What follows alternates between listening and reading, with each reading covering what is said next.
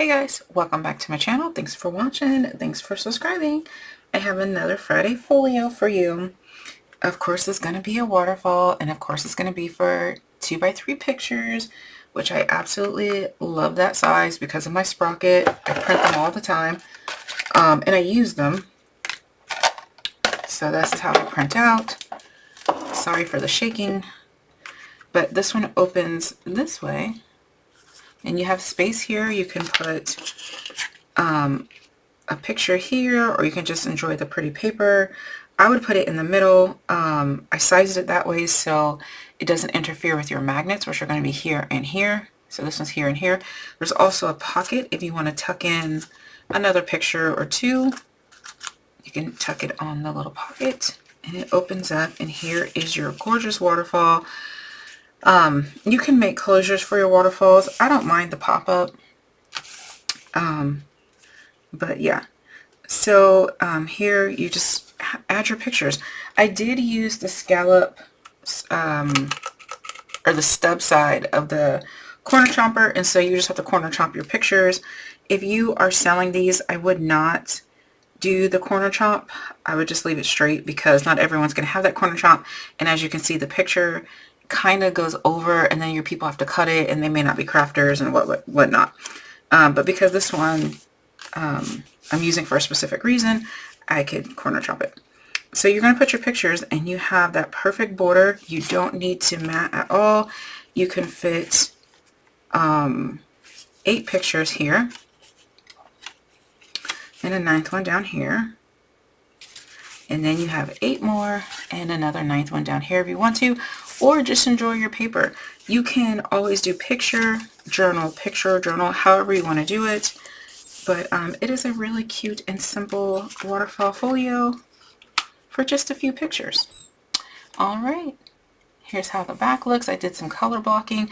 I used all scraps for this, except for the peach paper. I did have to get a new piece, but all the matting is just completely scraps. And so I had to use what I had. We had to do some color blocking. I used a piece that had the branding strip. I thought it looked really cute. So yeah, did some more color blocking here, just to kind of add all of the pieces of the paper collection. All right, guys, here is the tutorial. Okay, so I'm using scraps from a different project I was working on, and I already cut out and scored my 8 my 8 flats for my waterfalls. Why is that one so much bigger?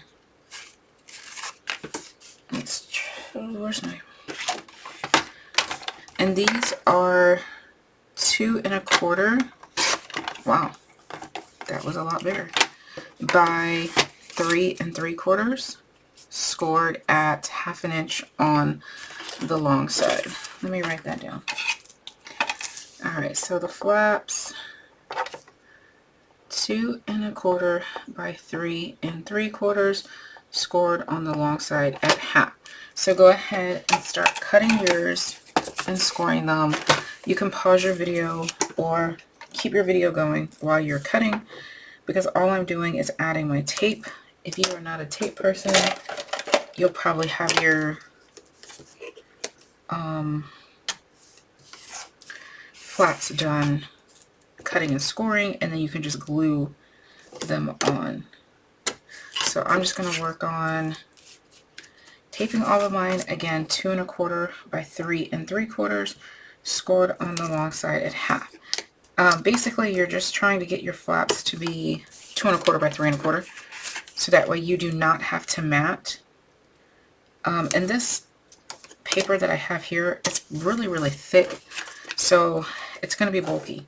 So I don't want to add anything other than my pictures, unless you want to have like some pictures and some journaling. Well, this is light cardstock, so you don't have to add white, but you could do some pictures, some journaling cards maybe, if you want to do that. That'd be cute on here. Alright, so if you're still cutting and scoring, go ahead and pause your video and finish that. And if you're taping, go ahead and tape them up. Pause your video. Alright, so I'm good with that. Again, that was 8 pieces, 2 1/4 by 3 3/4. The measurements will be in the description box. We're going to work on our cover now, which our cover is 8 1/2 by 5 1/4. So you can actually get 2 covers out of 1 sheet by 8 1/2 by 11.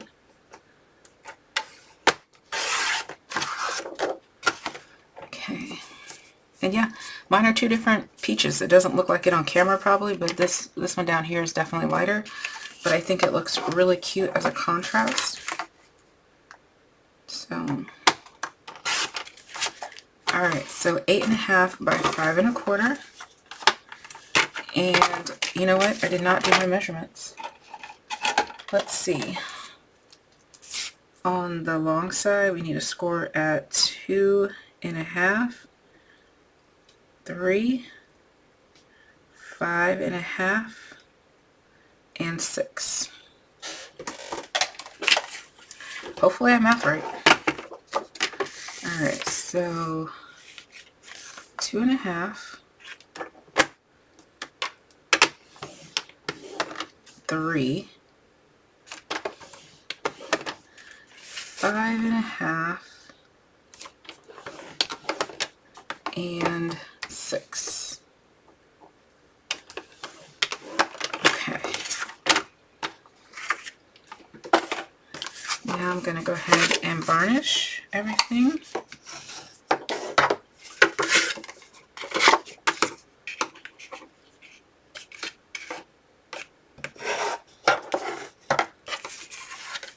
Making sure that it was straight when you fold it. Sometimes when you score, you're off a little bit, which is fine. Just force your paper to where it's even. Okay. So it should go down like this. Let's go ahead and install our magnets. I want mine to open this way. So my magnets, I'm gonna do here. Oops.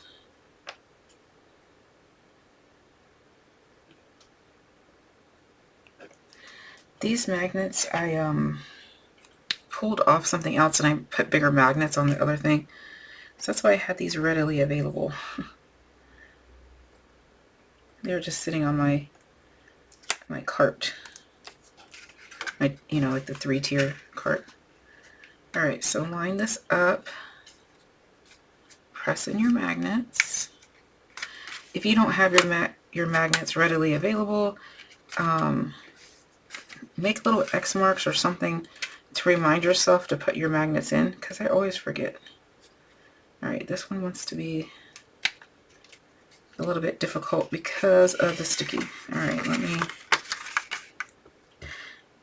I probably don't need 2 magnets on this this book because it's small, but I don't know. Alright, so that's where I need my magnets. Where's my tape?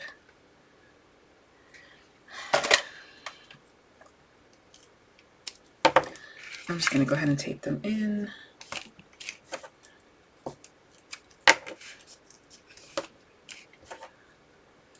I like to put tape over my magnets just to make sure that whatever topper paper I have doesn't bubble up around the magnets. I wouldn't suggest putting glue on top of your magnets. All around it is fine, but I found that if I put glue on top, it takes away some of the magnetic field or something. I don't know. Alright, so now what we need to do is, you know what, I didn't want to do that because I want to make a pocket. And if I do it this way, I can't make a pocket. Let me see something here.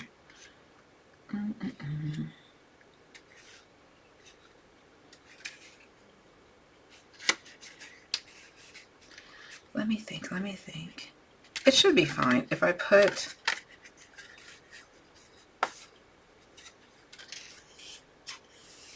because I wanted to put a pocket here, but then that's gonna, okay, I guess we're not having a pocket. It's fine. It's fine. You know what? We can have a pocket right here. Okay, so I'm going to change the pocket. I'm going to change the orientation of the pocket. But I'll do that later. Alright, so we have our waterfall papers. And we're going to go ahead and start. I work upside down. Center it. I'm going to put this one all the way to the top and center it. Yep, so this side here can be a waterfall as well. The more you varnish your waterfalls, the better they lay flat. Now, I did just watch a video with May, who's May Made It, and she did her waterfalls with the tab, like she did it like this, like it was whole, and then you flip it up on that score line. So I thought that was pretty cool. I may try to do a folio like that with her way of doing it, because it did seem pretty cool. You didn't have to worry about popping up or making a closure on your waterfall because it was already there. Like it was already flat. So I thought that was cool. Alright, so on the left and the middle, I am putting my waterfall in. And you can, you know, play around with it if you want more interaction. You can add flips and flaps and tabs and whatnot. But I'm making this specifically for something, and I don't have that many pictures. So that's why I'm doing mine this way.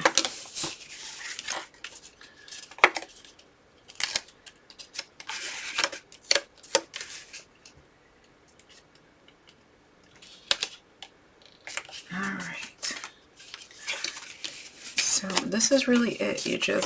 This is why I love a good waterfall in a folio, because they're quick, they're easy. You don't really have to think about it once you start doing a million of them like I do. I made a whole waterfall album in 30 minutes at the retreat last month. Because I love doing this. I don't know why I love a waterfall. Actually, I do know why I love a waterfall. I love a waterfall because you don't have to mat. So for me, I just kind of bend mine in there until they decide to go. But that's it, guys. That's your whole everything. Okay. Let's go ahead and do a pocket, though, because I do want to have a pocket in there. So I need my pocket. We're going to have a vertical pocket. So your pocket needs to be about 7/8 of an inch longer than your paper. So my paper is 5 1/4. So I will need mine 6 1/8 by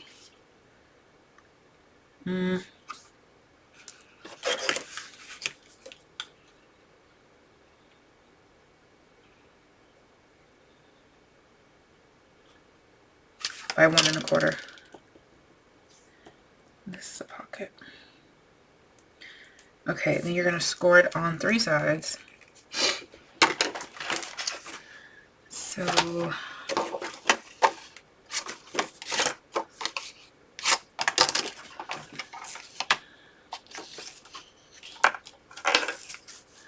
So 1 1/4 by 6 1/8, right? Because 5 1/8, 5 1/4, 6 1/8. Yep. 6 1/8. And now we're gonna score on twice on the long side. So 1/2 inch once on the short side, 1/2 inch, and then again on the long side. So your U is this way. So, boop, boop, boop. Okay, I wish I had a fancy corner punch. I don't have anything with me. All right, tape or glue. If you're gluing, stand by. If you're taping, do this part.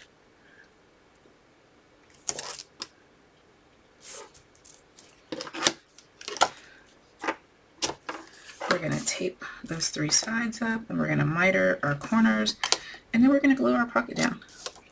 The reason why I do my pockets an 1/8 of an inch smaller is because I have a hard time lining things up, and if your pocket is too long, it's going to go over your paper, mess with your hinge, or be longer than the book itself, and it's just going to annoy you. So that's why I always do my pockets an 1/8 of an inch smaller than the measurement I need, just so it's smooth.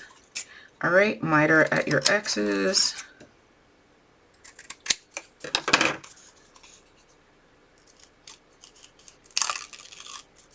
You could mat first if you want to. I'm just going to mat into my thing. Oh, you know what I do want to do though? I do want to put a little notch, now that I got the little notch thing that everyone has. So approximately in the middle, that looks about right.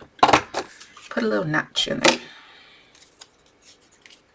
That was probably a bad idea.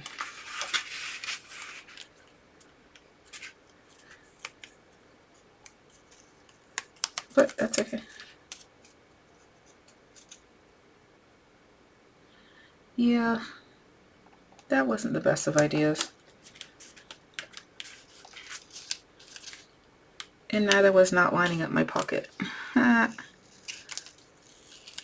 Alright, if you go slowly, I didn't push it down, so I should be able to peel it up.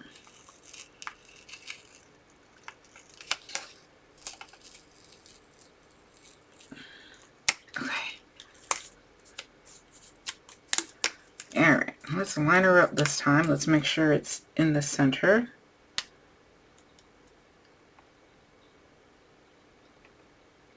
Alright, well that's where it wants to be, so that's where it's going.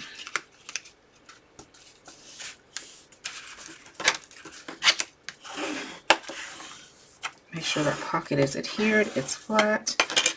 When we mat, it'll cover that up. Okay, super cute. That's it. All done. Alright guys, thanks so much for watching. Bye!